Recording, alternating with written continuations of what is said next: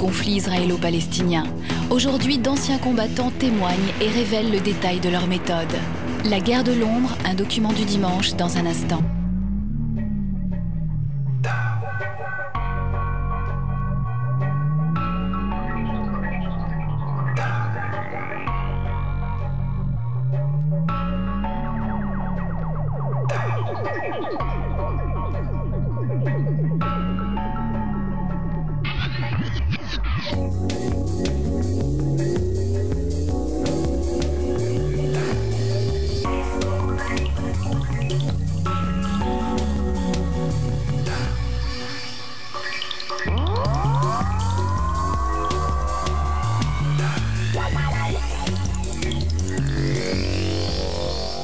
Bonsoir. Depuis plus de 50 ans, les médias vous racontent presque au jour le jour le conflit au Proche-Orient, en se limitant souvent à la description de la partie visible du conflit, les actions militaires et policières, occupations, bombardements, attaques aériennes, attentats, arrestations, enlèvements, et puis ces pierres que jettent les jeunes Palestiniens. Ce soir, notre film vous montre un autre visage de cette guerre, presque une autre guerre, celle qu'on ne voit jamais, qu'on soupçonne mais qu'on ne voit pas. La guerre des hommes de l'ombre, des agents secrets, de ceux qui tirent les fils. Il y a des espions dans les deux camps depuis le début.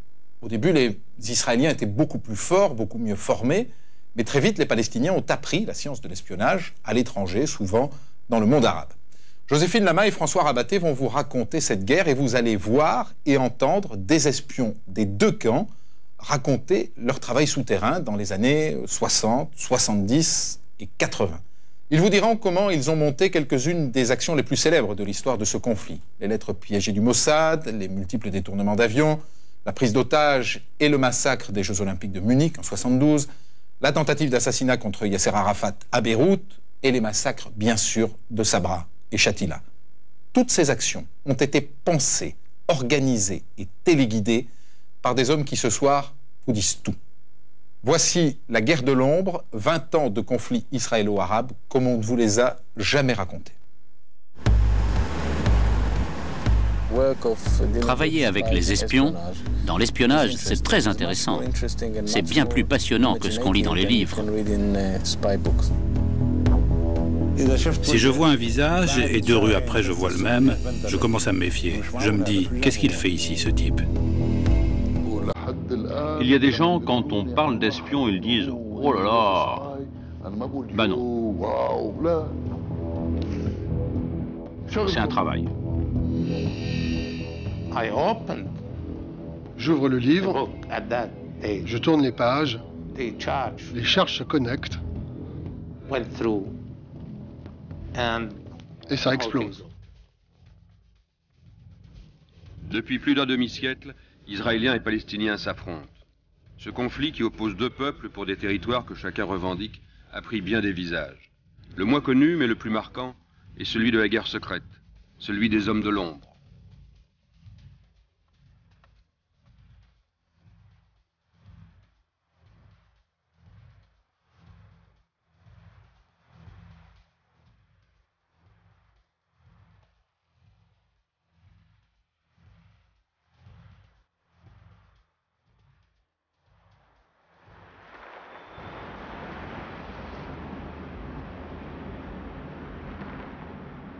L'histoire des combattants de l'ombre commence vraiment au lendemain de la guerre des 6 jours, en 1967.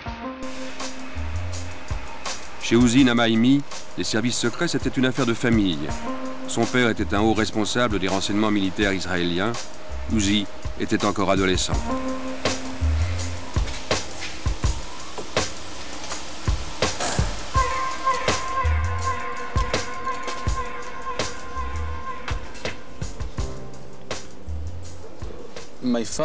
Mon père avait rapporté une mitraillette à la maison. À l'époque, c'était toujours des modèles modernes et de très bonne qualité. Une Kalachnikov russe.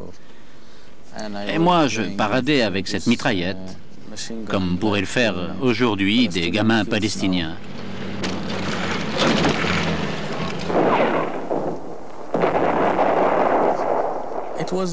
C'était comme une aventure.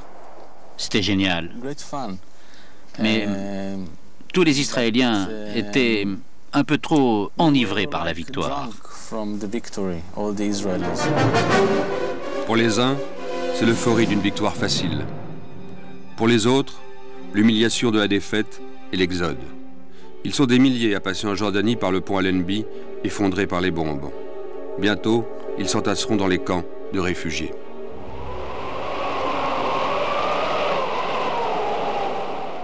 Jérusalem est aux Israéliens. Après l'exultation, c'est l'émotion. Les Juifs retrouvent le mur des lamentations, dont l'accès leur était interdit depuis 1948.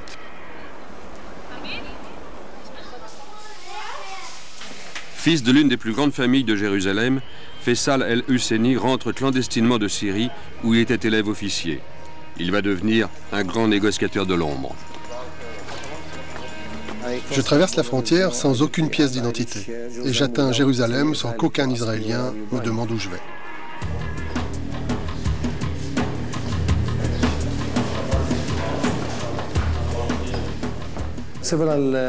Quelques semaines après, je rencontre Yasser Arafat à Ramallah.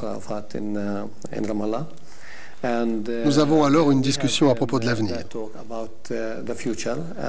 J'étais convaincu que nous devions commencer une démarche politique et nouer des liens, par exemple prendre contact politiquement avec les Israéliens. Si ça n'aboutissait pas, nous pourrions toujours revenir à la lutte armée. Yasser Arafat m'a dit que ça lui paraissait juste, mais pourquoi ne pas nous préparer en même temps, dès maintenant, à la lutte armée? Et il m'a demandé, puisque j'étais officier, je connais les armes, de prendre en charge l'entraînement de quelques militants.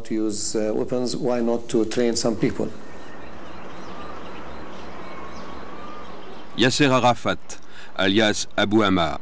Le monde ne connaît pas encore ce visage qui fera bientôt la couverture des magazines. Chef du Fatah, désormais le plus important des mouvements palestiniens, il est venu réorganiser les réseaux clandestins que la sécurité israélienne, le fameux Shin Bet, démantèle les uns après les autres.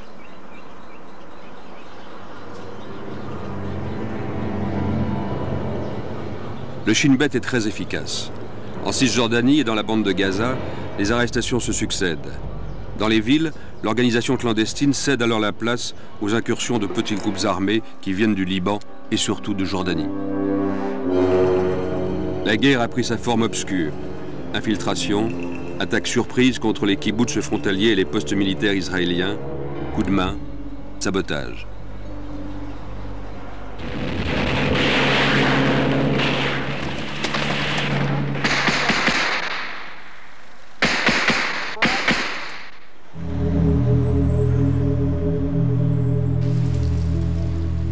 Cette période des coups de main reste un souvenir de combat facile pour cet homme qui faisait partie d'une unité d'élite chargée d'intercepter les commandos infiltrés.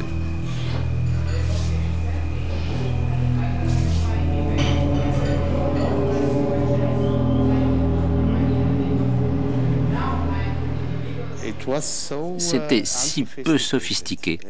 Ils étaient si mal entraînés et si peu organisés qu'on les attrapait tous. Très souvent, je n'avais même pas à les tuer. Alors je les attrapais. Ton ennemi, essaie de le faire prisonnier, pas de le tuer.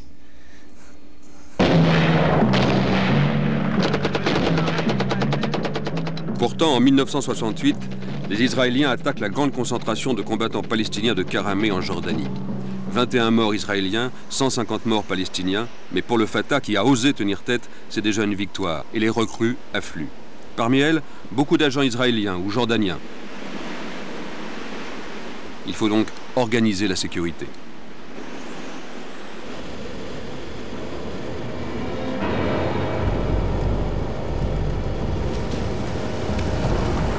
Ancien professeur de mathématiques, Abu Daoud est devenu l'un des Palestiniens les plus recherchés par la sécurité israélienne. Il a fait partie du premier contingent de militants formés à la guerre du renseignement par les services secrets égyptiens.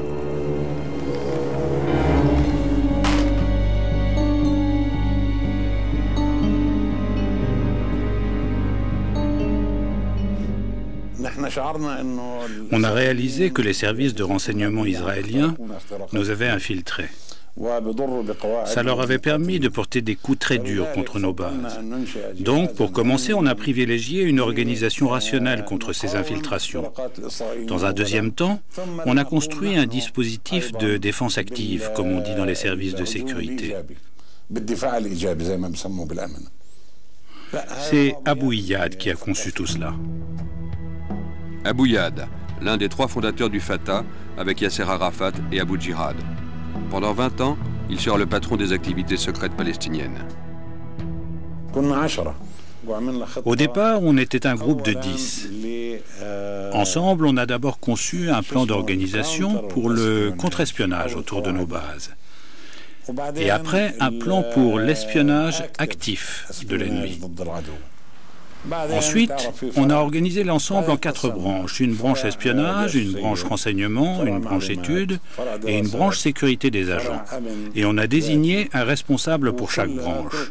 C'était une organisation très simple, mais elle nous a permis de lancer de bonnes contre-offensives et d'infliger des pertes aux Israéliens. En même temps, on a pu commencer à faire du renseignement de manière vraiment efficace. Les Israéliens, jamais, ils n'auraient imaginé qu'on pouvait ainsi les contrer. Pensez donc le Mossad, ce grand mythe. Le Mossad pour l'espionnage, le Shin Bet pour le contre-espionnage et l'Aman pour l'armée, les services de renseignement israéliens sont célèbres dans le monde entier. Les 3 agences israéliennes recrutent des agents arabes ou non arabes. Le Mossad recrute en dehors d'Israël. La sécurité intérieure, le Shin Bet, recrute des agents pour qu'ils travaillent dans les territoires occupés. Et les renseignements militaires recrutent surtout dans les territoires occupés des agents qui recruteront à leur tour dans les armées des pays arabes voisins. L'agent secret, l'espion, ça fascine beaucoup de gens partout dans le monde. Il faut quand même le savoir, ça ne représente qu'une toute petite partie de l'information qu'un État recueille. C'est vrai pour tous les pays, mais spécialement pour Israël. Aujourd'hui, plus de 90% de cette information est apportée par des moyens électroniques, c'est-à-dire les écoutes téléphoniques, l'exploitation de données informatiques, etc. Mais si l'on est suffisamment habile et chanceux pour recruter le bon agent, placé au bon endroit, alors là, ça paye plus que les 90% restants.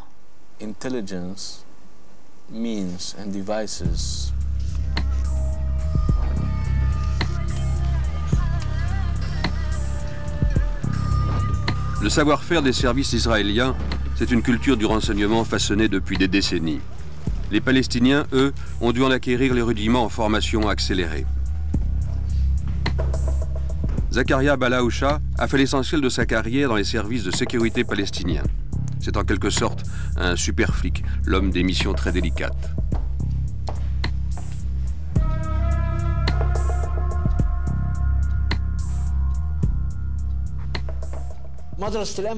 Dès le départ, la formation de nos hommes a été mixte. Nous avions bien observé les services de sécurité jordaniens. Ils avaient des méthodes très rationnelles qui venaient de leur formation allemande et américaine. Ils n'étaient pas tendres avec nous, ils ne nous ménageaient pas.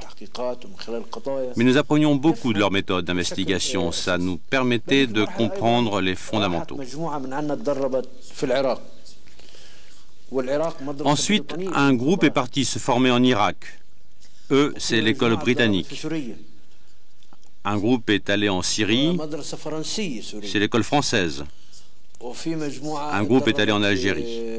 Et pour la première fois, je peux vous révéler qu'un groupe très spécial s'est entraîné au Maroc, du temps du général Oufkir. Comme ça, nous avons fini par mettre en place notre propre école. Les services israéliens ont beaucoup d'avance. pour longtemps encore. Mais désormais, ils vont devoir compter avec les Palestiniens.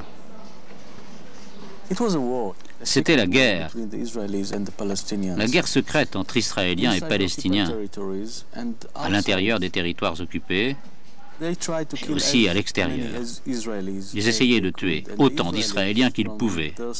Et de l'autre côté, nous, les Israéliens, on essayait aussi de tuer autant de Palestiniens que l'on pouvait.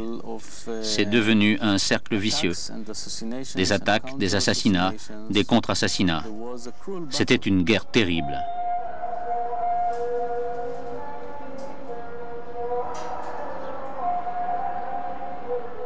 Rares sont les portes restées ouvertes sur la paix. En 1969, Faisal El-Husseini reçoit une proposition inattendue. Des Israéliens m'ont contacté. C'étaient des gens du Mossad. Ils voulaient que je leur trouve des interlocuteurs palestiniens. Moi, j'ai suggéré le Fatah. Ils m'ont dit qu'ils étaient prêts à cela, mais j'étais inquiet. Je craignais que de telles négociations puissent faire accuser les Palestiniens de pactiser avec l'ennemi. Je m'en suis clairement ouvert à Yasser Arafat et à Abou Iyad, qui m'ont dit oui, on partage cette analyse, c'est peut-être un piège. J'ai à nouveau rencontré les Israéliens et je leur ai posé des conditions. D'abord, vous négociez avec nous en tant que représentants du peuple palestinien, pas en tant que terroristes. Ensuite, vous stoppez l'implantation de colonies et vous acceptez de traiter nos prisonniers comme des prisonniers de guerre. De notre côté, nous arrêterons d'attaquer des civils. J'ai demandé s'ils refusaient de nous considérer comme des représentants du peuple palestinien. Ils ont dit non, non, ça c'est OK. Alors j'ai dit, si vous ne nous considérez pas comme des terroristes, vous devez considérer nos prisonniers comme des prisonniers de guerre. Et ça, ils l'ont refusé. Piège tendu ou occasion perdue. Et si la paix avait encore été possible? Désormais, les voies de la négociation vont se fermer pour près de 30 ans. Faisal El-Husseini replonge dans la clandestinité. Les Israéliens ont refusé de me donner une carte d'identité. Ils m'ont ordonné de quitter le pays.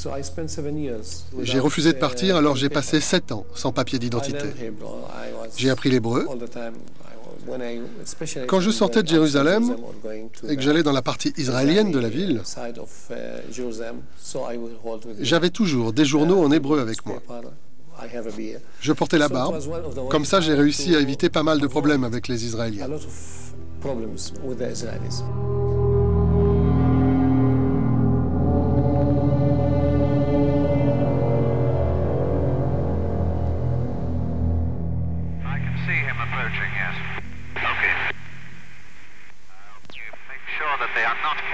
Au début des années 70, de telles images de détournement d'avions vont se multiplier car la guerre secrète s'affiche à la une des médias. Vaincus dans la guérilla, traqués par les services secrets israéliens, les Palestiniens se rabattent sur des actions qu'ils veulent spectaculaires, comme les détournements d'avions. Ils vont bientôt avoir leur pirate de l'air professionnel. Le plus célèbre, c'est une femme, Leila Khaled, la passionnariat du Front populaire de libération de la Palestine.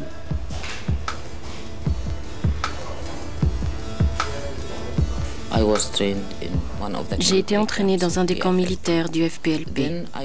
Puis on m'a demandé de participer à une mission, un détournement d'avion, un avion américain. C'était en 1969.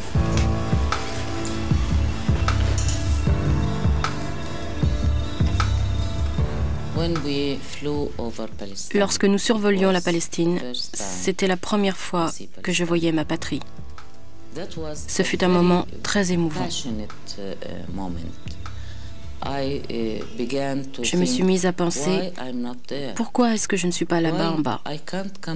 Pourquoi est-ce qu'il faut que j'utilise la violence pour revenir chez moi? La deuxième fois, on m'a désignée parce que j'avais déjà une expérience. J'avais réussi le premier détournement. Je devais en faire un autre, encore plus dangereux. Un avion d'El Al. C'était très dangereux. J'ai dû changer de visage pour ne pas être reconnue. On m'a opéré. J'ai dit, ça ne fait rien. Je suis prête à mourir. Alors avec quel visage? Ça m'est bien égal. Cette fois-ci, elle échouera et sera emprisonnée à Londres. Elle aurait dû participer dans le désert de Jordanie à la plus grande opération de piratage de l'air jamais réalisée jusque-là. Plusieurs avions de lignes occidentaux détournaient en même temps vers le désert jordanien. À Dawson's Field, un aéroport britannique désaffecté rebaptisé Aéroport de la Révolution, il y eut bientôt 3 avions de 3 compagnies différentes. L'organisateur, sur le terrain, c'était Bassam Abou Sharif.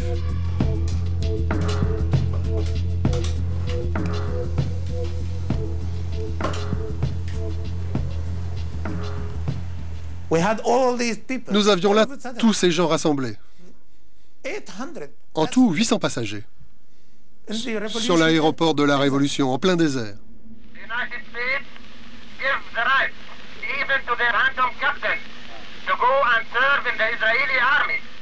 L'objectif officiel était la libération de prisonniers palestiniens. Mais en réalité, c'était le début d'une nouvelle stratégie. Nous savions très bien que l'impact de ce type d'opération était sans doute négatif à 90%. C'est pour ça qu'aucun passager ne devait être tué ou même blessé. Ce que nous voulions, c'est que le monde entier soit sous le choc.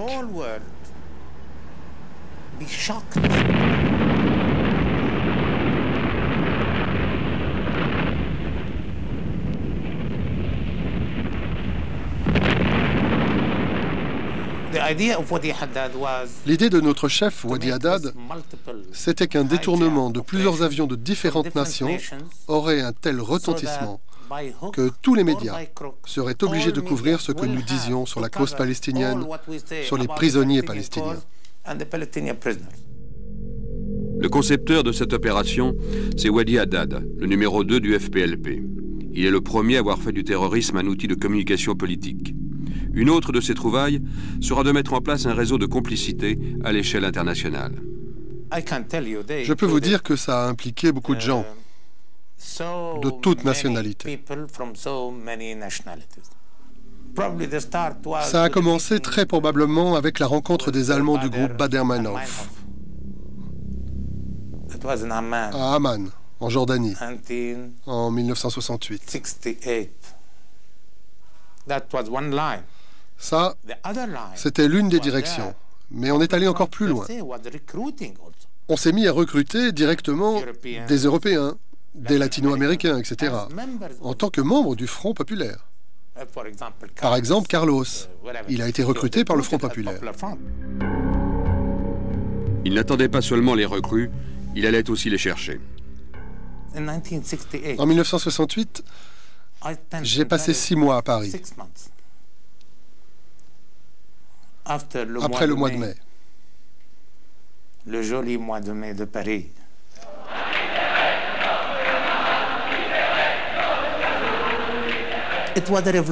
Il y avait une ambiance révolutionnaire. J'ai eu des tas de rencontres avec plein de groupuscules. Je leur disais, je vous donne une chance de prouver votre sincérité révolutionnaire.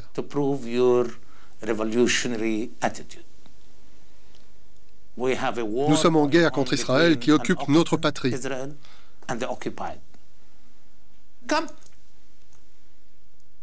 Si vous voulez vraiment mettre en pratique vos idées révolutionnaires, venez. Ça a été le point de départ. Et ça a marché. Le premier camp que j'ai organisé pour les jeunes Européens, ils sont venus à 300. C'était en Jordanie en 1969. L'un des plus célèbres camps fut celui de Bedaoui. En 1971, Wadi Haddad y réunit la fine fleur des groupes palestiniens et de l'extrême gauche mondiale. Très peu d'entre eux devaient rester. Encore moins sont devenus de vrais combattants.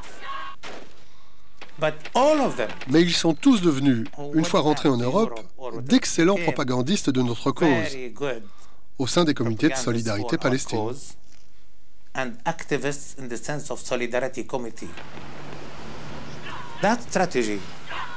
Cette stratégie a fait de Wadi Haddad l'ennemi numéro 1, non seulement des Israéliens, mais de tous les gouvernements et des services spéciaux occidentaux. Et pourtant, il se déplaçait avec une grande aisance dans tous les pays. Parfois déguisé en prêtre ou en cardinal, parfois en joueur de golf, parfois en monsieur tout-le-monde. Une fois, il a même réservé une place dans un avion d'El Al. C'est pour ça qu'ils ont dépensé beaucoup d'argent et fait beaucoup d'efforts pour le tuer. En 1970, la maison de Wadi Haddad a été bombardée. 6 roquettes, j'y étais. Ni Wadi Haddad ni moi-même n'avons été blessés. Sa femme et son fils, eux, l'ont été. Wadi Haddad est mort en 1978, officiellement d'un cancer. Bassam Abou Sharif est persuadé que les Israéliens l'ont tué. Ceux-ci ont toujours démenti. En Jordanie, les combattants palestiniens sont comme des poissons dans l'eau. Beaucoup trop pour le jeune roi Hussein qui s'est rapproché des Israéliens. Et après Dawson's Field, rien ne va plus. En septembre 1970, que les Palestiniens appelleront bientôt Septembre Noir, c'est l'affrontement, la répression, les massacres dans les camps palestiniens. Décimés, les Fédayines finissent par quitter la Jordanie. Pour la première fois, ce sont des Arabes qui tuent des Palestiniens. L'impact est énorme sur le moral des Fédayines et le Shin Bet en profite.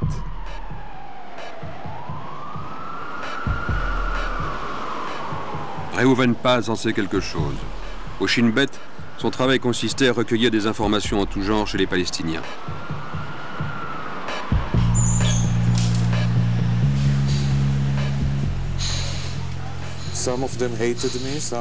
Certains d'entre eux me haïssaient, d'autres coopéraient avec moi, ouvertement ou secrètement. Mais d'une certaine manière, je faisais partie de leur vie.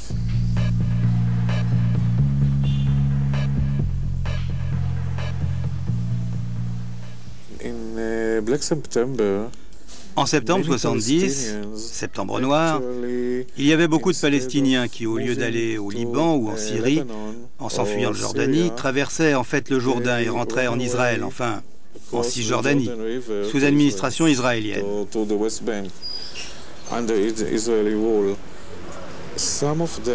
Il y en a qui se sont mis à éprouver une certaine gratitude envers nous. On ne les avait pas arrêtés et même on donnait parfois à ceux qui étaient originaires de Cisjordanie l'autorisation de rester.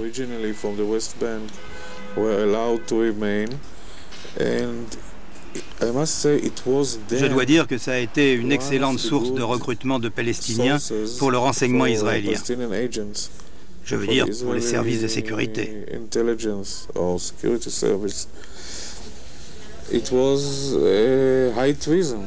Évidemment, par rapport à la société palestinienne, c'était de la haute trahison. Mais bon, j'ai rencontré comme ça toutes sortes de Palestiniens. Certains, les plus jeunes, cherchaient l'aventure. Leur vie était tellement misérable. D'autres voulaient de l'argent. D'autres encore, c'était pour aider leur famille qu'ils coopéraient avec Israël. Et certains, c'est ce qui m'a le plus surpris, voulaient seulement être en contact étroit avec des Israéliens. Vous auriez des exemples? Non, je ne préfère pas. Nous parlons de gens qui sont encore vivants. Côté palestinien, on avait dû assimiler très vite les principes de base de la guerre secrète. Parmi ceux-là, le retournement d'un agent palestinien enrôlé par le Shin Bet. Il y en avait qui venaient nous voir et qui nous racontaient tout. Nous, on jouait fin. On les rassurait, ok, tu peux rester avec eux. Et on leur donnait des missions à remplir en face. Bon an, mal an, ça réussissait bien. On récoltait des informations utiles sur les Israéliens. Il pouvait arriver que l'officier traitant israélien soit plus gourmand que d'habitude. Par exemple, il demandait à son agent palestinien « Livre-nous, Abu Daoud ». Moi, je lui disais, dis-lui que c'est OK. L'autre en face, il nous prenait à la légère, alors il plaçait son agent de sécurité au moins 1 kilomètre derrière lui et il venait tranquillement à pied. Moi, pas fou, je plaçais mon agent juste derrière moi. Alors, au lieu que ce soit eux qui nous canardent, on pouvait leur tirer dessus. C'est comme ça qu'ils ont perdu plusieurs officiers.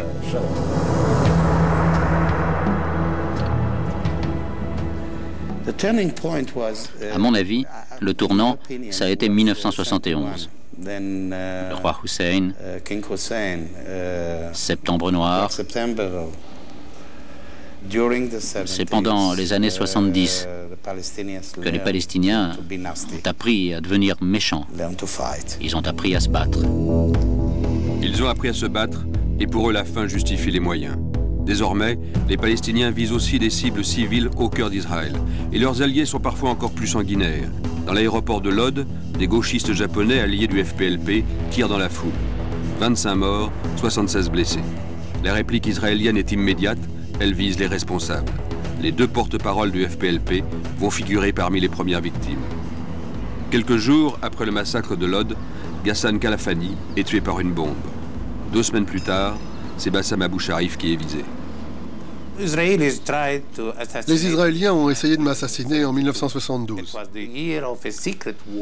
Cette année-là, on était en pleine guerre secrète, la guerre du terrorisme. Des deux côtés, on s'envoyait beaucoup de lettres piégées.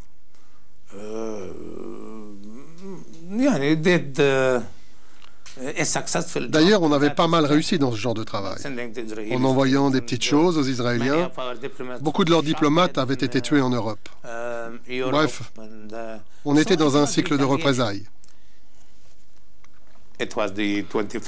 C'était le 25 juillet. Je suis arrivé à mon bureau à 8h30 du matin.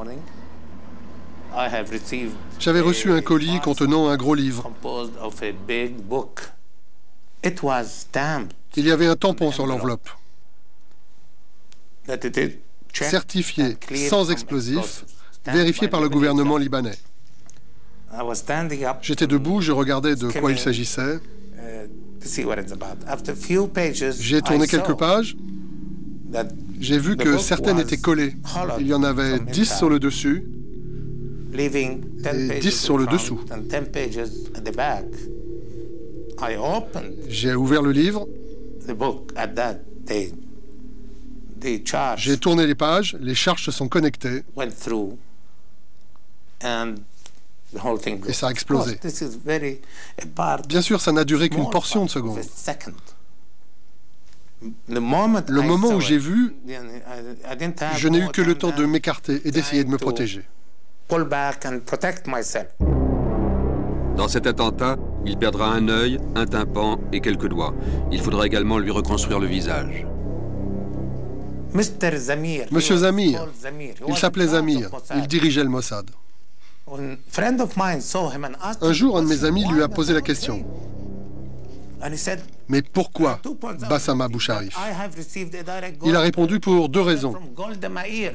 D'abord, j'ai reçu un ordre direct de Golda Meir de tuer Hassan Kalafani et Bassam Abou Sharif. Je l'ai fait. Ensuite, ne pensez pas que ces gens, Bassam Abou Sharif et Hassan Kalafani, ne sont que des hommes de culture. Non, non, ils sont dangereux. Mais pourquoi? Alors il a dit, leurs mots sont plus dangereux pour Israël que des balles. Fin 1971, le Premier ministre jordanien est tué dans un attentat. L'organisation appelée Septembre Noir vient de naître. Ce nom de guerre appelle d'abord à la vengeance contre la Jordanie. Personne ne sait encore que derrière Septembre Noir, il y a Abou Yad. C'est lui qui va confier à Abu Daoud l'organisation de la prise d'otage du village olympique de Munich. Munich, le 3 septembre 1972, Abu Daoud y est déjà. Il attend un groupe de 8 jeunes Palestiniens.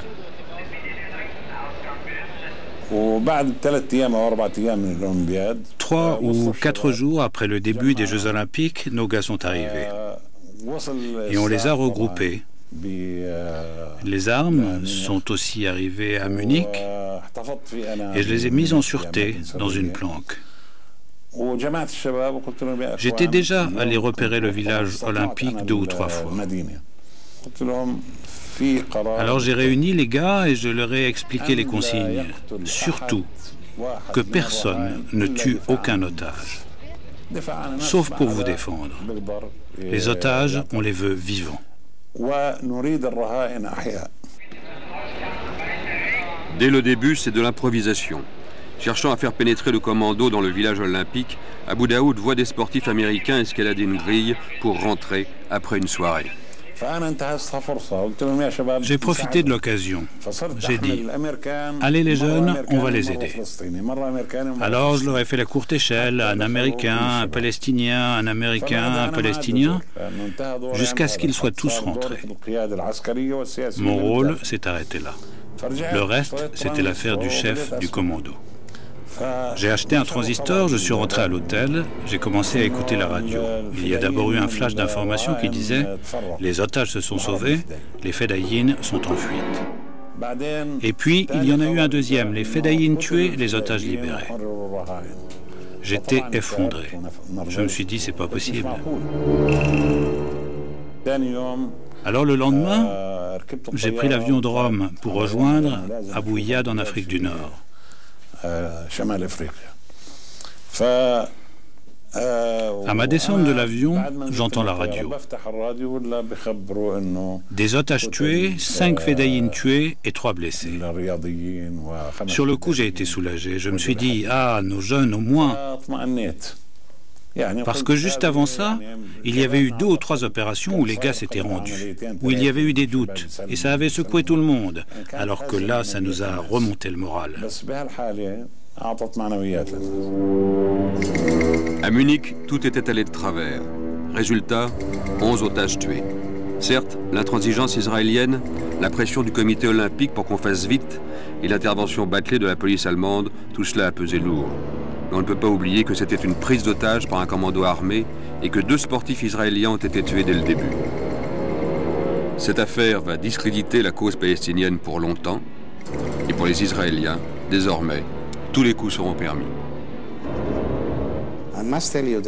Je dois vous dire que ce qu'ils ont fait à Munich, c'était absolument, comment dirais-je, inhumain.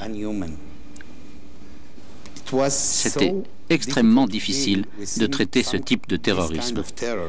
Alors, certaines personnes, c'est-à-dire les responsables politiques, ont décidé d'éliminer les gens impliqués dans ces assassinats.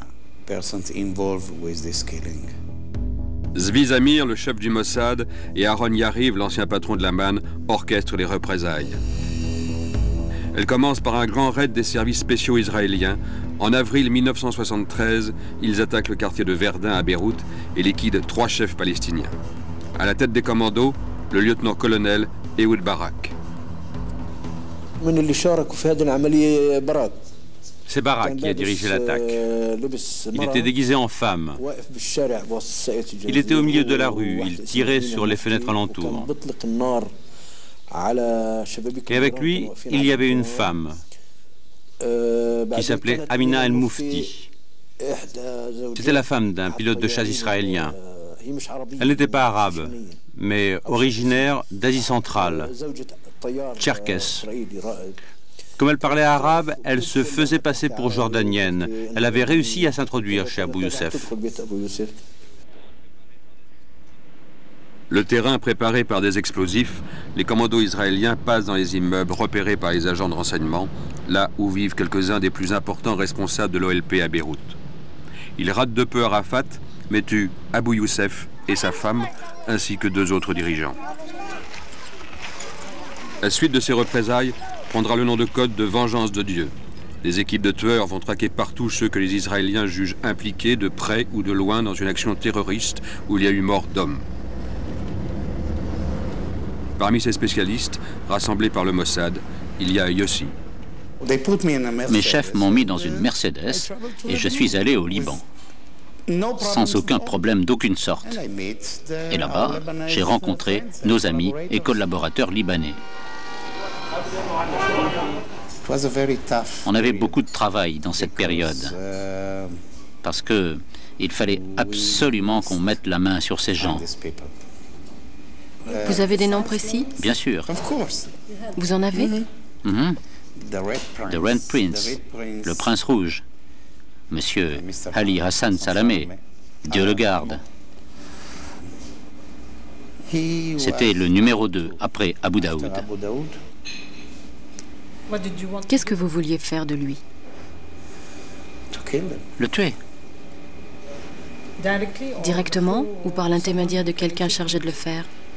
Écoutez, à l'époque, même aujourd'hui,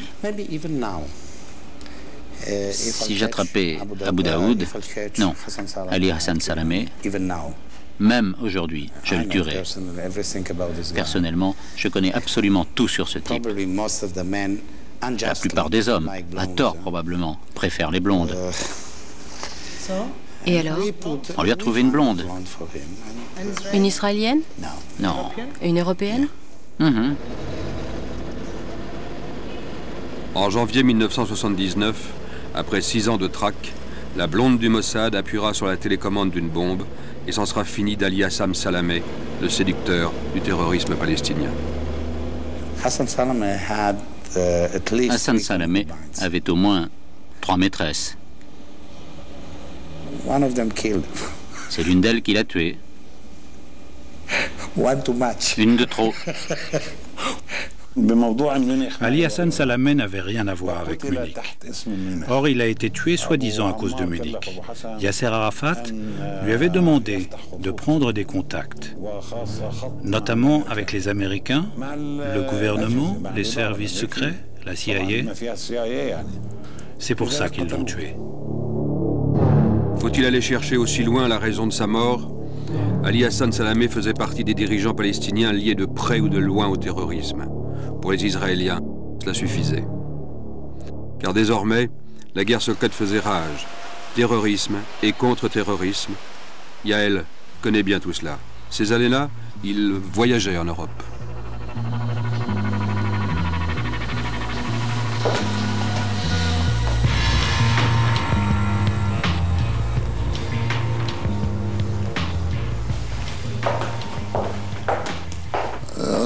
Moi, j'étais en Europe.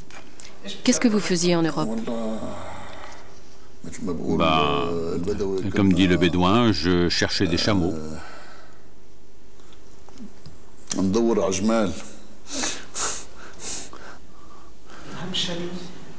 Hamshari, Noël Zweiter, Kader.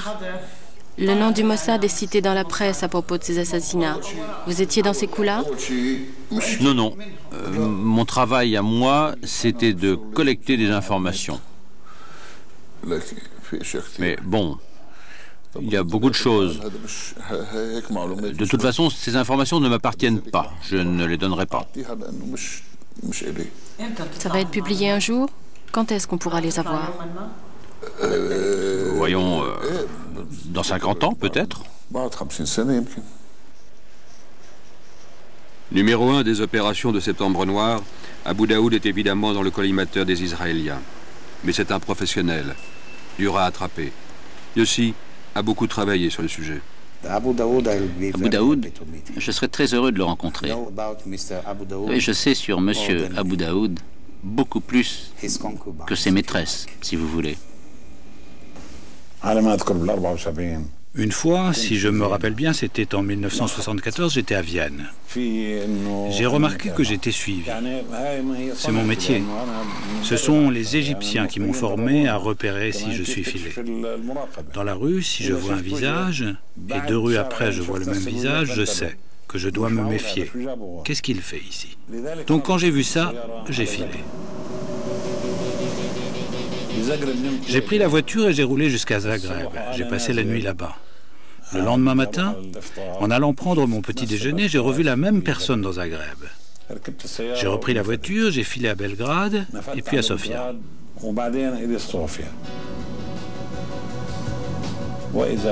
Là-bas, quelque temps après, je revois la même personne à l'hôtel. Alors je monte dans ma chambre, je tire l'armoire devant la porte.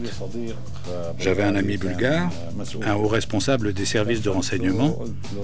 Je lui téléphone. Viens vite, c'est urgent. Ils sont venus, ils les ont embarqués, ils les ont reconduits à la frontière. 1973, la guerre du Kippour. Persuadés que jamais les armées arabes ne les attaqueraient, les Israéliens se sont laissés surprendre par l'attaque égyptienne et syrienne. On frise la catastrophe, et la victoire laisse malgré tout un goût amer.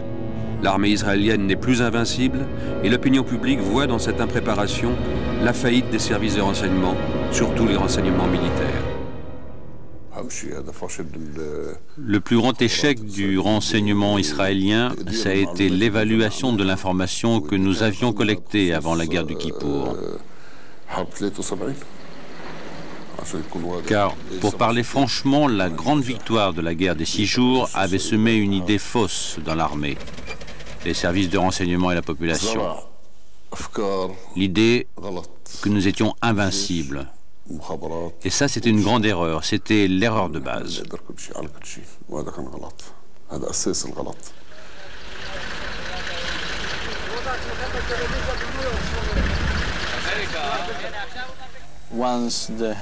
Un jour, dans une réunion d'officiers, le chef des renseignements militaires nous dit « Un agent officier dans l'armée irakienne vaut, pour moi, tous les agents que nous avons dans les organisations palestiniennes. » Évidemment, c'est terrible quand les Palestiniens attaquent et tuent 20 Israéliens ou plus, mais ça n'a jamais été considéré par les généraux ou les responsables politiques israéliens comme une menace majeure pour la sécurité d'Israël, comme par exemple une attaque militaire des Syriens, des Égyptiens, des Irakiens ou des Jordaniens. La mission, c'est donc de recruter des agents, dans mon cas, dans les armées arabes. Dans le sale monde de l'espionnage, c'est un travail, pour ainsi dire, relativement propre, c'est-à-dire qu'il y a un combat équitable. Vous avez votre cible. Par exemple, M. Mohammed Hussein, pilote dans l'aviation égyptienne. Ok. Vous avez à recruter quelqu'un que vous choisissez dans les territoires occupés parce qu'il a accès à ce pilote égyptien. Vous n'avez besoin ni de le mettre en prison, ni de le forcer. Notre travail, c'était de trouver dans sa personnalité un point faible, s'il en avait, et puis de tenter de le convaincre que s'il travaillait pour nous, ça serait bien pour lui. Sur le plan financier, ou quelque chose d'équivalent.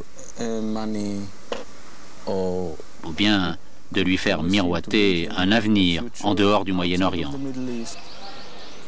Bien sûr, c'est quelque chose de très difficile, parce que, vous savez, parfois c'est déjà difficile d'amener quelqu'un à vous préparer une tasse de café. Alors, essayez donc de convaincre quelqu'un de risquer sa peau. Juin 1976, réunion de crise du gouvernement israélien. Les services secrets ont trop vite sous-estimé les Palestiniens qui se rappellent à leurs bons souvenirs. Un avion d'Air France vient d'être détourné sur l'Ouganda. 206 passagers israéliens ou juifs sont retenus sur l'aéroport d'Entebbe par le groupe de Wadi Haddad, mais aussi par le président ougandais Idi Amin Dada. Jusqu'à très récemment, celui que nous appellerons Nathan a rempli et dirigé de nombreuses missions particulièrement dangereuses. C'est pourquoi il ne souhaite pas être reconnu, il risque sa vie. Entebbe, Nathan connaît. Il y a reçu son baptême du feu.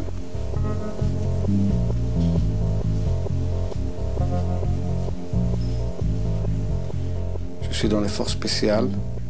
On a été sélectionnés vu nos aptitudes physiques et psychologiques. Et nous sommes extrêmement entraînés à faire face à n'importe quelle situation. Il y a eu une longue phase où le recueil d'informations était crucial. Certaines unités spéciales ont été postées avant l'arrivée des forces principales pour pouvoir en temps réel donner l'information où se trouvait chacune des cibles. Il était primordial de pouvoir tirer et abattre les preneurs d'otages tous en même temps. Au moment où le Premier ministre Yitzhak Rabin annonce qu'Israël va négocier, tout est prêt pour l'opération. Un avion avec à son bord des commandos des forces spéciales s'apprête à accomplir un raid de 4000 km pour intervenir sur Entebbe.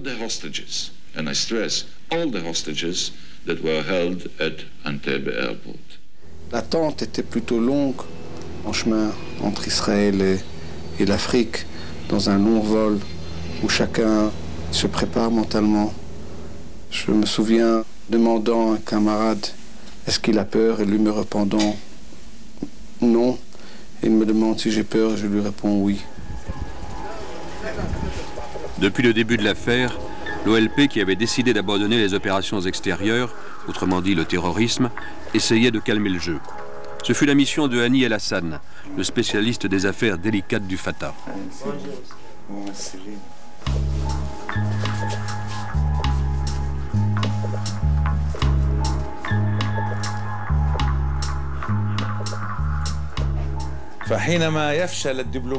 Là où la diplomatie échoue, nous intervenons. J'ai tout fait pour convaincre Idi Amin Dada. Je suis allé le voir en tant que représentant de Yasser Arafat, en accord avec Sadat. J'ai trouvé Idi Amin qui m'attendait dans une salle d'honneur de l'aéroport. Il m'a dit «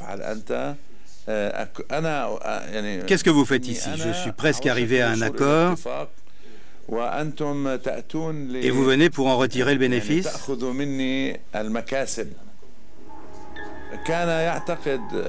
Il pensait qu'il allait empocher la rançon pour l'avion français. Il en demandait 3,5 millions de dollars.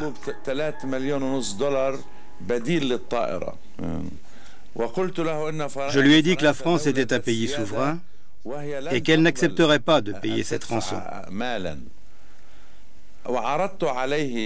Et je lui ai proposé, si ça ne marchait pas avec la France, que ce soit nous, l'OLP, qui payons la somme de 350 000 dollars. Idi Amin Dada refuse. Or, les services de renseignement palestiniens savent que les Israéliens vont intervenir. Bien sûr, on ne connaissait pas l'heure de l'assaut, mais on savait que les Israéliens n'avaient pas l'habitude de négocier des otages. J'ai refusé de dormir là-bas. Une manière de lui faire comprendre que l'assaut pouvait intervenir d'une minute à l'autre. Hani El-Hassan quitte Entebbe. Dans la nuit, les commandos israéliens attaquent.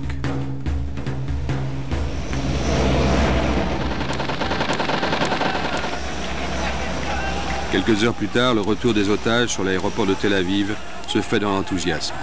De nouveau, les Israéliens communient avec leur armée. Les services spéciaux sont redevenus l'élite d'Israël. J'ai vu ça en tant qu'un travail qui se fait. Je ne partageais pas l'hilarité, l'enthousiasme israélien du fait que nous avons libéré des otages, tué des ennemis. Ça permet à beaucoup des Israéliens de croire que la force peut toujours tout régler, alors que ce n'est pas comme ça. Finalement, grâce aux pirates de l'air palestiniens, les combattants de l'ombre israéliens ont redoré leur blason. Cela ne profitera pas au gouvernement travailliste d'Yitzhak Rabin. 9 mois plus tard, la droite remporte les élections et le nouveau Premier ministre, Begin, confie la défense à Ariel Sharon. Installés au Liban depuis qu'ils ont été chassés de Jordanie, les Palestiniens sont devenus un État dans l'État, dans un pays qui chaque jour s'enfonce un peu plus dans la guerre civile. Depuis 1975, de terribles combats les opposent aux forces chrétiennes libanaises. Des deux côtés, les massacres et les représailles se succèdent. Les chrétiens libanais vont trouver en Israël un allié inattendu. Bientôt, un bureau du Mossad est installé à Beyrouth. Yael en est le responsable. Un Palestinien m'a parlé de vous. De moi? Oui, il disait que vous étiez l'homme le plus dangereux du Mossad à Beyrouth. Pourquoi? Il faudrait leur demander.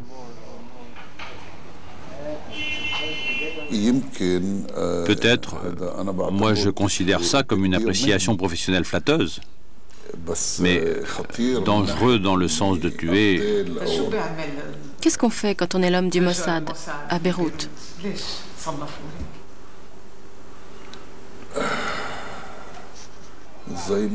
C'est comme le berger qui cherche un pâturage pour sa vache.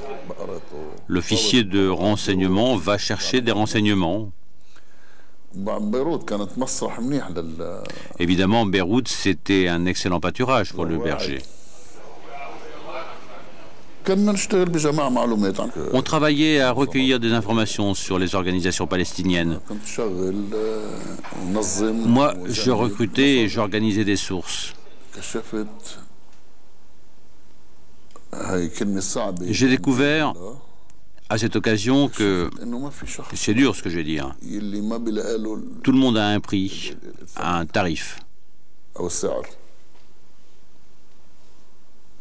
Il y en a qu'on achète 100 livres, d'autres à 1 million. S'il y en a que l'on achète, d'autres collaborent pour en finir avec les Palestiniens. Au large de Beyrouth, sur des vedettes rapides, les agents israéliens rencontrent secrètement les chefs chrétiens phalangistes dans le but de chasser l'OLP du Liban. Mais d'autres chrétiens libanais désapprouvent ce que préparent Israéliens et phalangistes. Il n'est pas nécessaire alors d'acheter l'information, elle est offerte. Un jour, un jeune type est venu à mon bureau à Beyrouth. Il me dit, je peux parler? Oui, bien sûr, vous pouvez parler. Il regarde vers le garde du corps. Je dis, non, non, vous pouvez parler. Alors il pose aussitôt sur la table devant moi une carte avec des croquis. Et il commence à m'expliquer que les Israéliens arrivent pour envahir, en arrivant de ce côté-là, de celui-ci, vont vers là, et puis ils encerclent Beyrouth. Et alors les forces libanaises viennent du quartier de la Quarantaine jusqu'au campus de l'université américaine.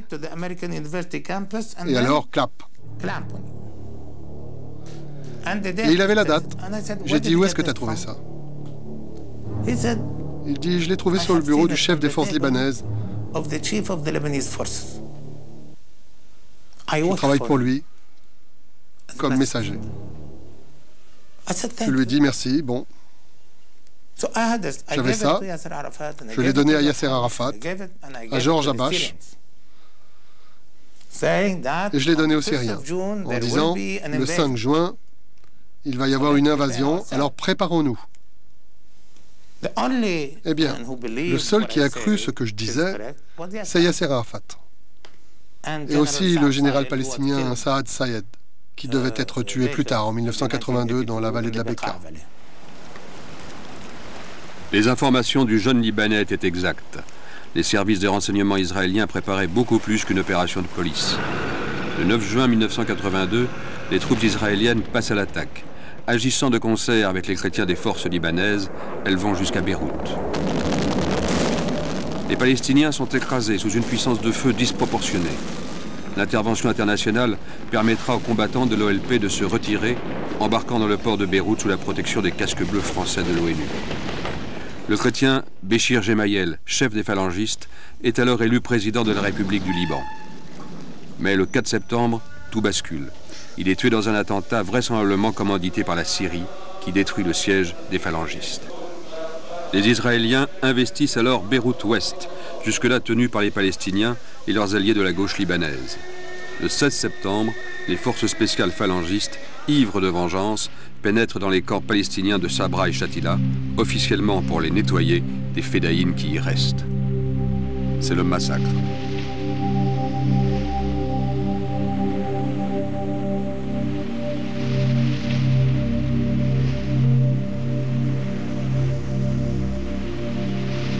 Pendant l'occupation israélienne du Liban, je travaillais déjà dans les services secrets israéliens. Je sais exactement ce qui s'est passé là-bas. Ce massacre a été fait par des Libanais sur des Palestiniens dans une zone occupée par des Israéliens. Donc nous avons une responsabilité là-dessus. Nous avons essayé d'exploiter, ça se fait par les services de renseignement, ces choses-là, nous avons essayé d'exploiter la motivation des phalanges et la haine qu'ils avaient contre les Palestiniens, d'exploiter ça. J'ai toujours été contre. Moi, j'ai toujours pensé que les services de renseignement israéliens ne doivent pas employer ces méthodes d'influence sur des groupuscules et d'essayer de bouleverser d'autres pays tels que les Américains l'ont fait en Amérique du Sud. Je crois que c'est toujours une erreur de faire cela. pour la première fois depuis l'histoire d'Israël, je suis fier de le dire, en employant les outils de la démocratie, beaucoup de gens se sont retrouvés manifestés contre cette occupation. Et je crois que ça fait partie du paradoxe israélien. On se retrouve, la crème de la crème, dans les services secrets, dans les autres unités spéciaux, combattre au Liban, et d'un autre côté, on peut se retrouver dans le civil pendant le week-end, faisant partie d'une manifestation qui est contre cette même occupation. Ainsi, l'intervention au Liban crée une nouvelle faille au sein de la société israélienne. La démission d'Ariel Sharon viendra la sanctionner.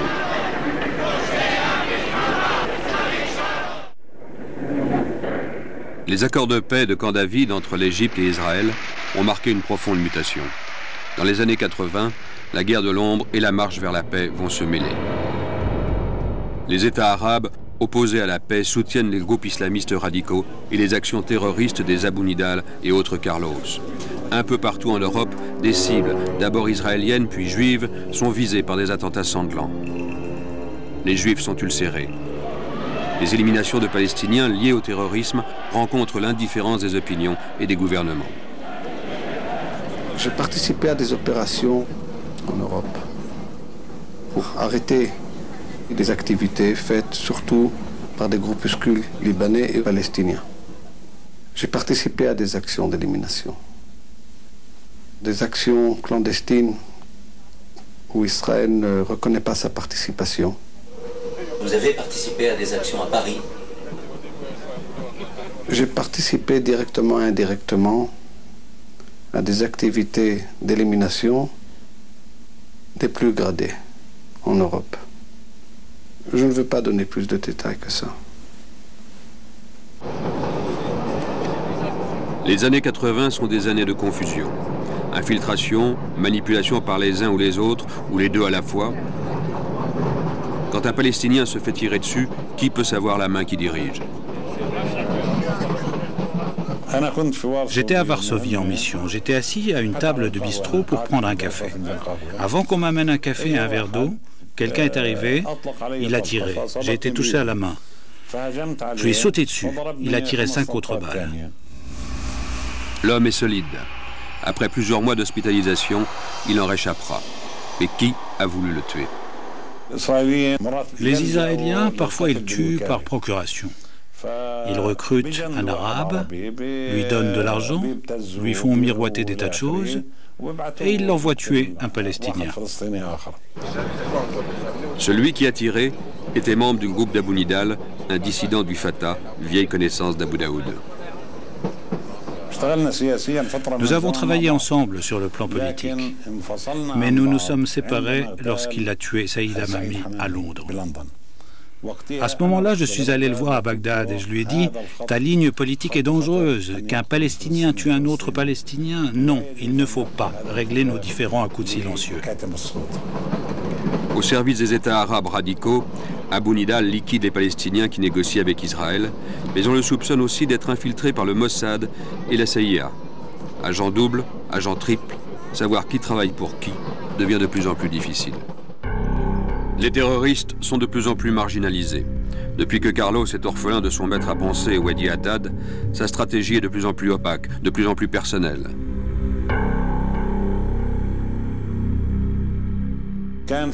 C'était à Budapest en 76 ou 77. Un ami palestinien nous avait présenté. Souvent, on se retrouvait pour déjeuner ensemble. On avait des lignes politiques très différentes, alors on ne parlait pas du travail. Lui, il avait des ambitions universelles. Il aspirait à devenir le nouveau Che Guevara. Et il avait des partisans partout, en Amérique latine, en Europe, et même dans les pays arabes. Ces savoureuses rencontres entre les deux terroristes, l'ancien et le nouveau, se déroulent évidemment à l'Est. Or, on a souvent soupçonné les liens de Carlos avec le KGB. Accueilli dans la Liesse en Tunisie, l'OLP veut reprendre pied sur la scène internationale, alors elle prend ses distances avec le terrorisme et avec le KGB.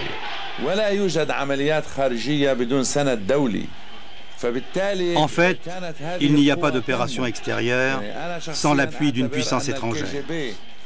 Ça a été de plus en plus net. Et moi, je pense qu'à l'époque, le KGB a eu beaucoup de responsabilités dans les opérations qui ont été menées. Les Américains utilisaient les Israéliens contre les États de la région et le KGB utilisait les groupuscules terroristes contre Israël. C'était une guerre par procuration. Donc on suivait ça de près. La sécurité palestinienne et spécialement celle du Fatah. Et on essayait d'empêcher ces opérations. Nous avons commencé à discuter très ouvertement avec les services secrets occidentaux.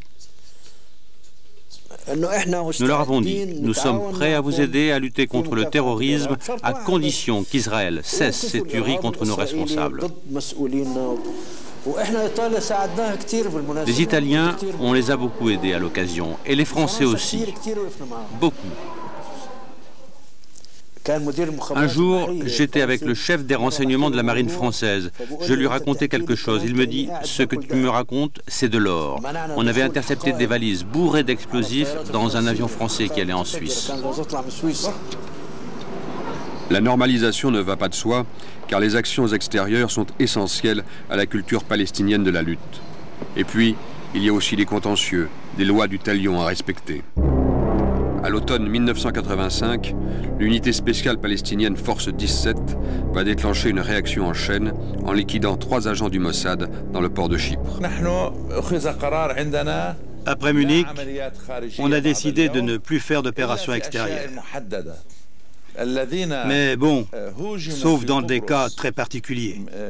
Là, ceux qui ont été attaqués à Chypre, c'étaient des agents israéliens, des agents du Mossad. Et c'était une partie de ceux qui avaient tué Ali Hassan Salamé. Et lui, c'était un haut responsable de la sécurité palestinienne. Et il faut savoir que dans la tradition des services de sécurité, on ne peut pas laisser passer le meurtre d'un responsable. Sinon, c'est tout le dispositif qui se discrédite. Il croit venger Ali Hassan Salamé, leur ancien chef, mais il y a erreur sur la cible. C'était bien une équipe du Mossad, mais pas la bonne. Les forces spéciales israéliennes répliquent en bombardant Force 17 et l'OLP à Tunis. Bilan, 47 morts et 56 blessés.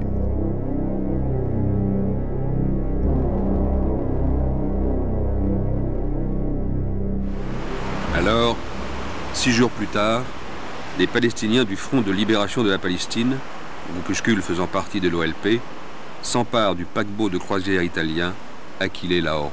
On a su, quelques jours avant, des informations qui d'abord parlaient d'une opération qui va être menée par le groupe d'Abou Abbas. En fait, nous ne savions pas quelle va être la cible. Dans le monde du renseignement, quand une information, même partielle, apparaît au niveau de quelque chose d'aussi grave, automatiquement, des opérations de renseignement se font partout. Là où les terroristes font leurs plans, jusque là où ils sont. Nous avons eu des informations extrêmement précises, là où se trouvent les armes qui ont été acheminées, comme d'habitude ça se fait par voie diplomatique, de pays arabes tiers ou d'autres pays. Je sous-entends l'Iran, la Libye. Finalement, par malentendu technique, les services secrets italiens qui étaient supposés intervenir là où les armes étaient placées ne sont pas arrivés à la bonne adresse.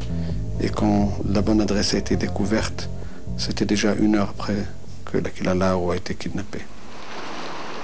Les négociations avec le commando pirate vont durer plusieurs jours.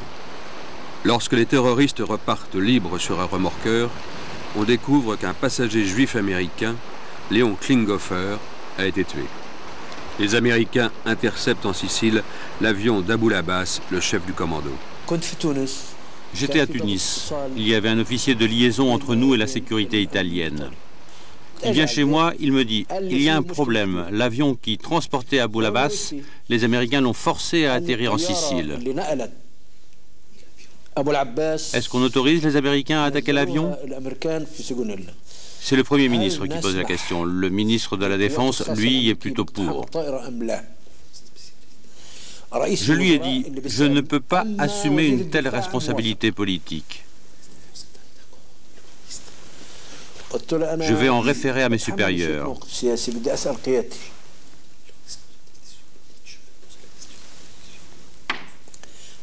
J'appelle mes chefs, on me passe à Bouayyad, je lui explique la situation. Qu'est-ce que je leur dis? Il me répond, explique-leur ceci. Hani El-Hassan est dans l'avion en plus d'Abu Labas. Et dans cet avion, il y a aussi le chef de la sécurité égyptienne. La peur du terrorisme a parfois du bon. Aucun gouvernement ne souhaite de problème avec l'OLP. Alors, l'information fait son effet sur l'officier des renseignements italien. Il avait un appareil spécial pour brouiller la ligne. Il appelle le bureau des relations extérieures de la sécurité italienne. Et donc, le Premier ministre de l'époque, Bettino Craxi, n'a pas laissé son ministre de la Défense, Spadolini, décider de l'attaque de l'avion égyptien. Si ça s'était fait, ça aurait été un massacre. Et maintenant, ce que je peux vous dire, Hani El-Hassan n'était pas dans l'avion. Pourquoi ce bluff? Pas question de laisser tomber un chef palestinien. Et puis l'Aquilée Lahoro, c'était quand même des représailles pour le bombardement de Tunis. Abu Labas avait agi en dehors de tout cadre officiel OLP. Pourtant, Abu Labas faisait partie de l'OLP. Oui, mais après ça, on lui a bien remonté les bretelles et maintenant il est avec nous dans la ligne d'Oslo. Désormais, pour l'OLP, le temps de la diplomatie est venu. La première rencontre rassemble des hommes de l'ombre, côté israélien, des chefs de l'Aman et du Shin Bet, côté palestinien, la sécurité politique. Les Israéliens ont souhaité commencer des négociations secrètes, mais entre officiels, avec l'OLP. J'ai alors été chargé de diriger cette négociation. Nous nous sommes rencontrés à Paris le 6 janvier 1986 pour discuter de la tenue d'une conférence internationale pour la résolution de la question palestinienne. Lorsque la réunion a commencé, j'ai insisté pour qu'ils prennent acte qu'ils s'asseyaient avec nous en tant que représentants de l'OLP et du peuple palestinien. Alors là, on est resté en suspens plus de 3 heures. La négociation a été menacée. Et puis ils ont accepté. Plus tard, lorsque l'intifada a commencé, ces négociations ont été interrompues. Une insurrection spontanée, favorisée par une agitation qui part des mosquées. Avec l'intifada, la guerre des pierres, les territoires occupés redeviennent en 1987 le centre du conflit.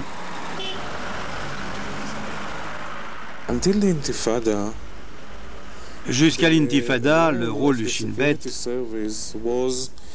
c'était de faire en sorte que les territoires occupés restent tranquilles, sans violence apparente, jusqu'à ce que le gouvernement israélien décide ce qu'on allait en faire.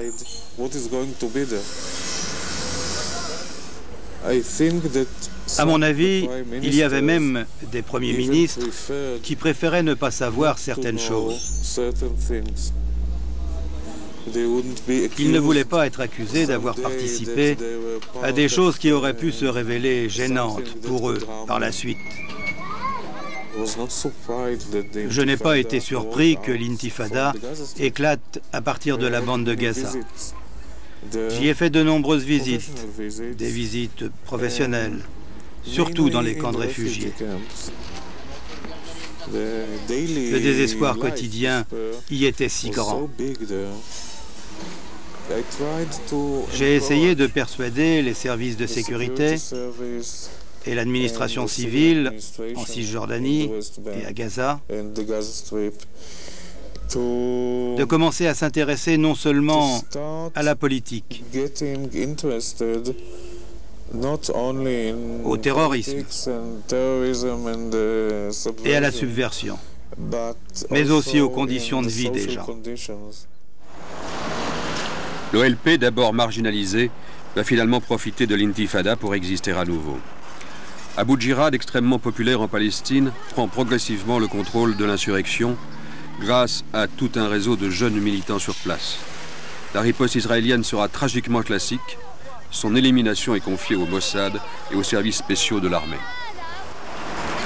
Abu Djihad a été pendant de nombreuses années une cible pour les services secrets israéliens. Il était extrêmement professionnel et a causé énormément de problèmes aux services israéliens. C'est lui qui a conçu de nombreuses opérations contre Israël, entre autres contre des cibles civiles israéliennes. Et donc, il a été décidé qu'il va être éliminé. Donc, il a été éliminé. Je fais partie de cette opération, tout ce qui touche le renseignement.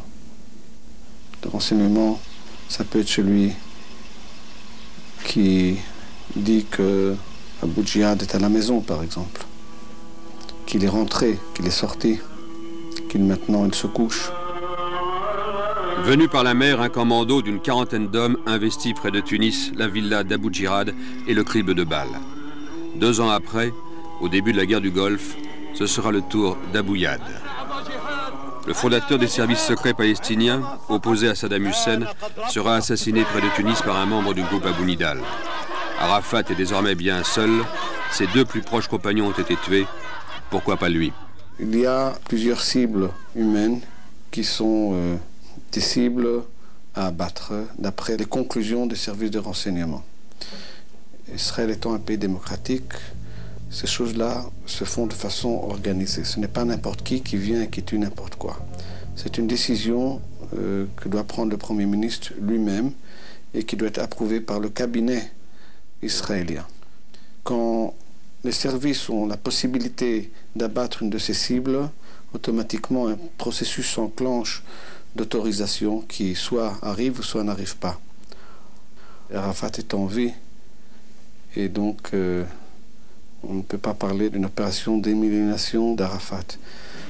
Je peux vous dire qu'Israël aurait pu abattre Arafat plusieurs fois, notamment au Liban, pendant la retrait des troupes palestiniennes.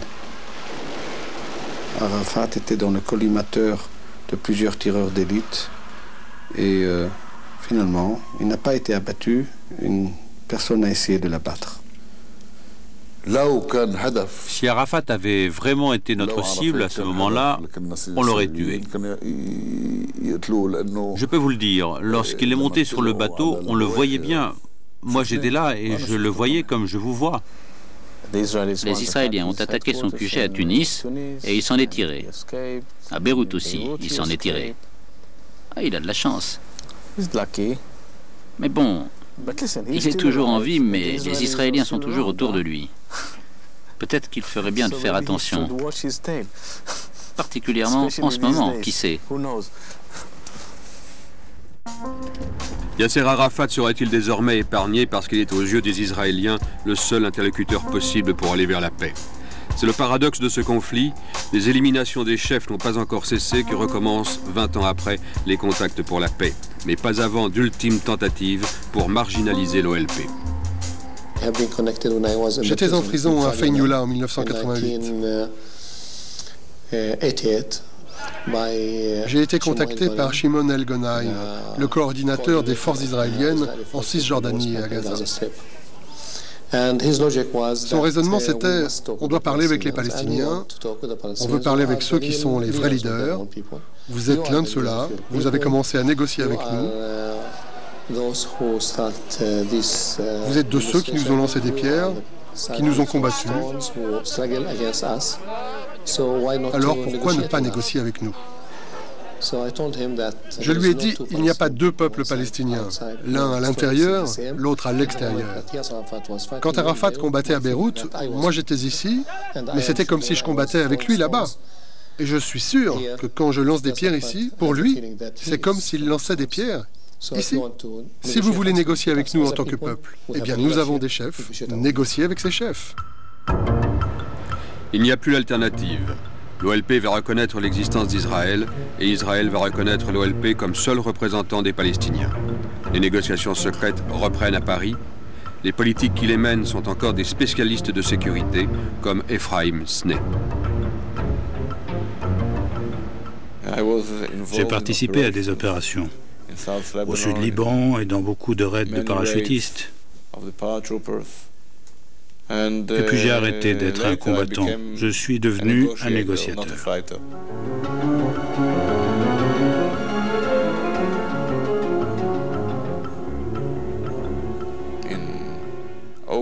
En août, septembre et octobre 1988, j'ai conduit des négociations secrètes avec l'OLP à Paris,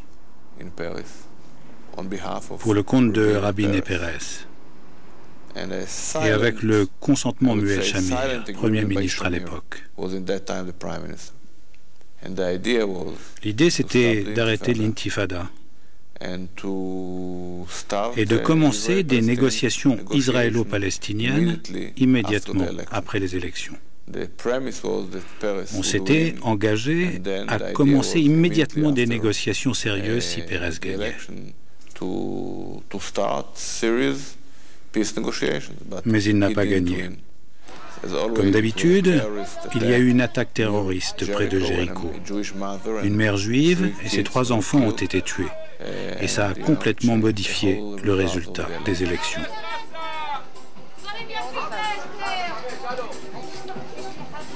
Au cœur de la vie quotidienne, le terrorisme est de plus en plus présent. Chaque camp a désormais ses extrémistes. Les uns veulent toute la Palestine, les autres tout Israël. Malheureusement, c'est le même territoire. Alors quand la paix se dessine sur l'idée d'un partage, ils s'y opposent et redoublent de violence. Dès 1980, des attentats à la bombe frappent des élus locaux palestiniens proches de l'OLP. Les extrémistes juifs, qui prônent le grand Israël, vont multiplier les attentats contre des cibles palestiniennes. Du moment où les territoires ont été colonialisés par des colons israéliens, une occupation de facto s'est faite, où tout doucement on a parlé de retour aux terres historiques. Du moment où le gouvernement israélien a décidé à ne plus freiner cette pression qui s'est faite par des groupuscules israéliens de droite, je crois que ça c'est le vrai problème et le grand obstacle au processus de paix. Le terrorisme juif s'organise, mais il n'est pas la priorité du Shin Bet qui reste principalement mobilisé contre le terrorisme palestinien.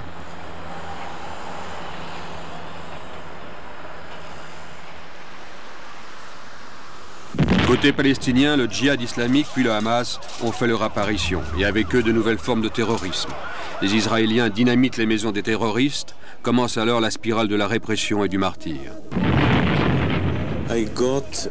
J'ai eu droit à des remarques pas très aimables de la part des chefs du Shin Bet. On était en train de parler des destructions de maisons et j'ai dit, si vous détruisez ces maisons, pensez aux 20, 30 ou 40 enfants qui sont là tout autour et qui voient les ruines de leur maison. Pour Israël, les conséquences négatives l'emportent amplement sur tous les avantages que nous espérons en détruisant ces maisons.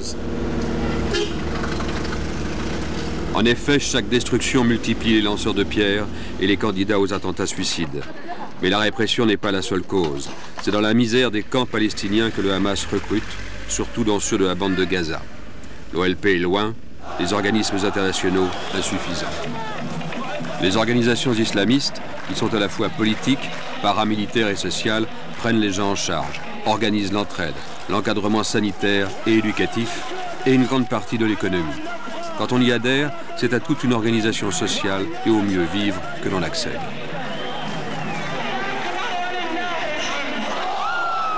C'est ainsi que se développe un nouveau visage du terrorisme. Pour lutter contre lui, des agents israéliens très spéciaux, vêtus comme des Palestiniens et parlant arabe, interviennent en lisière de la légalité, pour arrêter et parfois aussi supprimer.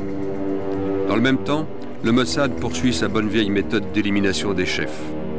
Ainsi traque-t-il jusqu'à Malte Fatih Shkaki, le chef du djihad islamique.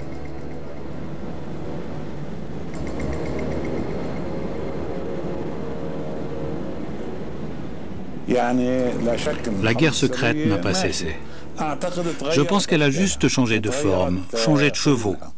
Moi, par exemple, je suis au Fatah. Mettons que je ne sois pas à Abu Daoud, juste du Fatah. Eh bien, je ne suis pas pourchassé par les Israéliens.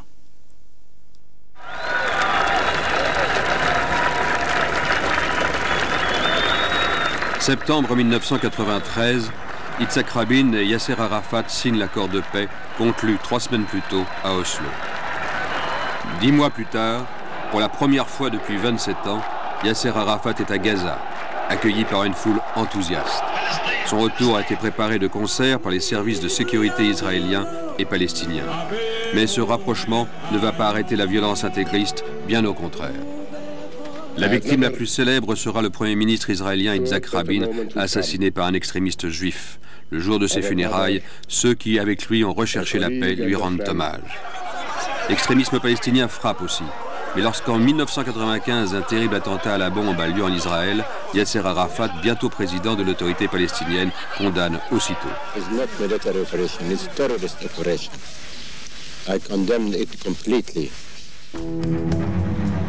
Les 5 années qui suivent verront la mise en œuvre de la coopération entre les services de sécurité, comme l'explique l'un des porte-paroles de Tzahal.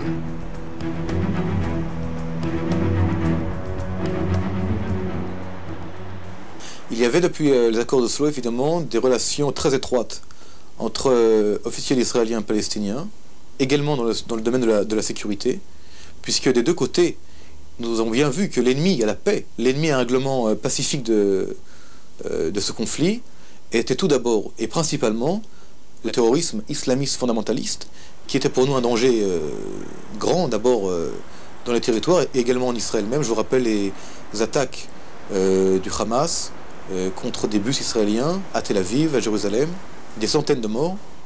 Cette même mouvance islamiste terroriste dans les territoires sous contrôle palestinien pouvait être vue par les Palestiniens comme un danger, comme une menace oppositionnelle au régime de l'autorité palestinienne et du Fatah.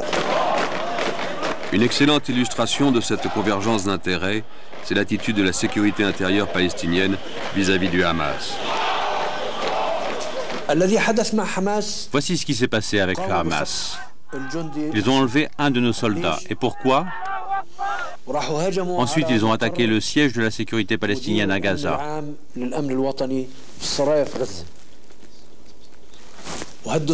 l'ont démoli. Pourquoi? Ils ont fait ça aux Israéliens? Nous, on avait signé la paix. On l'a piqué. Moi, je me suis engagé auprès de Yasser Arafat à rattraper 27 de leurs gars qu'on recherchait. On les a tous eus. Les gens du Hamas, on leur a bourré le crâne avec des fausses idées. Leur place, elle est en prison, pas ailleurs. Nous, on est une autorité, on a une direction, on a une ligne politique, c'est pas chacun sa boutique. Ils ont le même ennemi, ils coopèrent et même ils collaborent. À croire que les services secrets sont en avance, ils vont faire la paix entre eux avant les autres. J'ai une longue expérience de renseignement avec les groupes palestiniens et de façon assez paradoxale, ça m'a appris à connaître les Palestiniens en profondeur et à reconnaître la qualité de beaucoup d'entre eux. Une grande partie des gens qui étaient des cibles, certaines des cibles à abattre et d'autres des cibles de renseignement, aujourd'hui sont devenus collègues. Et je vois aujourd'hui la collaboration entre les services secrets israéliens et les services secrets palestiniens un garant pour la paix. Mais pour d'autres, le rapprochement entre collègues n'est pas l'essentiel. Ces 10 dernières années, les rencontres sur les questions de sécurité ont toujours eu la primauté sur les négociations politiques. Et plus les responsables de sécurité rapprochaient leur point de vue, plus la politique était laissée pour compte. Évidemment que les renseignements et la sécurité, c'est important. Il n'y a pas de doute, mais tout de même. Ce conflit, c'est un conflit entre deux communautés. Pas entre deux services de sécurité. Si la paix n'est pas encore là, cela ne dépend pas d'eux, du moins pas totalement. Pourtant, les hommes de l'ombre des deux camps se connaissent bien à présent, si bien qu'ils sont devenus le baromètre de la guerre et de la paix. Quand c'est la paix, ils travaillent ensemble avec beaucoup d'efficacité. Et quand c'est la guerre, toujours avec la même efficacité, ils se tuent.